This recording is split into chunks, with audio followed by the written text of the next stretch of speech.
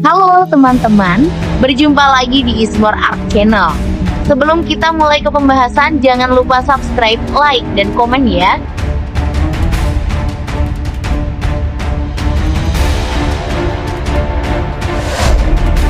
Mari kita langsung ke pembahasan. Kali ini kita akan membahas tentang salah satu jagoan Indonesia yang mirip dengan Superman, yaitu Godam. Godam adalah makhluk dari dimensi lain. Dia bukan makhluk bumi, dia adalah anak seorang panglima perang kerajaan bernama Gandhari. Seorang komandan kerajaan dianggap melakukan pemberontakan dan menjadi buronan kerajaan. Sang panglima berhasil melarikan diri dari pasukan kerajaan dan akhirnya memutuskan untuk menghanyutkan putra kesayangannya ke sebuah sungai yang ditempuinya. Anak tersebut ditemukan oleh Gedi Balbanda yang kemudian diangkat menjadi anaknya dan diberi nama Godam. Gedi Balbanda adalah pimpinan suatu kelompok penjahat.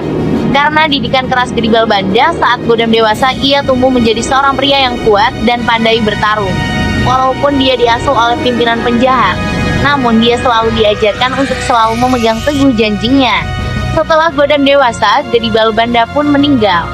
Dalam petualangannya, Godam memperoleh zira sakti dari Dewi Pengasuh Sukma yang memberinya kekuatan super. Selain itu, Godam juga mendapatkan jubah sakti yang terbuat dari bendera pusaka suku Zewu, membuat tubuh Godam seringan kapas hingga mampu melesat seperti pesawat jet. Godam juga mendapatkan cincin sakti yang memungkinkan dia buat ngilang, tapi semua itu ada pantangannya. Godam akan dihukum kalau dia membunuh, baik sengaja ataupun tidak sengaja. Dalam perjalanan hidup selanjutnya, Godam kemudian bertarung melawan putra mahkota Ratu Candalani yaitu Chuluika, yang pada akhirnya dimenangkan oleh Godam. Karena merasa malu dikalahkan secara telak oleh Godam, kemudian Chuluika bunuh diri. Karena perbuatan Godam yang mengakibatkan matinya Chuluika, rupanya melanggar sumpahnya kepada Dewi Pengasuh Sukma, di mana dia tidak boleh membunuh sengaja ataupun tidak disengaja.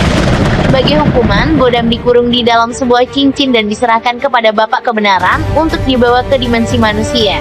Bapak Kebenaran kemudian memilih seorang manusia untuk diberikan kekuatan Godam. Pada akhirnya, Godam hanyalah sebuah roh hidup berkekuatan super yang bersemayam di cincin Godam yang ada di tangan Awang berkat pemberian Bapak Kebenaran.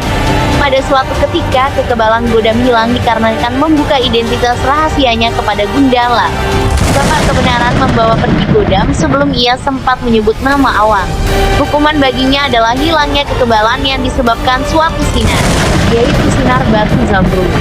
Sering dalam petualangannya melawan kejahatan, ia bekerja sama dengan jagoan lainnya seperti Gundala, Aquanus, Nazar, Tira Sembrani, dan lainnya. Di jagat sinema Bumi Langit, Godam akan segera dibuat filmnya yang berjudul Godam dan Tira, yang akan memulai proses syuting filmnya di pertengahan tahun depan, 2023. Berbicara tentang Godam dan Tira, dua jagoan ini sudah sering teaming up bersama di beberapa kasus di komiknya, baik di komik Godam maupun di novel Tira. Jika mengacu pada novel Tira, Godam sudah lama mengamati gerak-gerik Tira yang melakukan aksinya di malam hari sebagai vigilanti, sebelum akhirnya meminta bantuannya.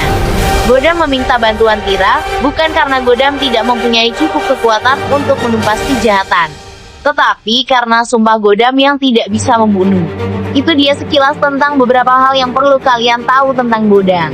Jagoan asli Indonesia yang tidak kalah dengan jagoan-jagoan luar negeri seperti Marvel.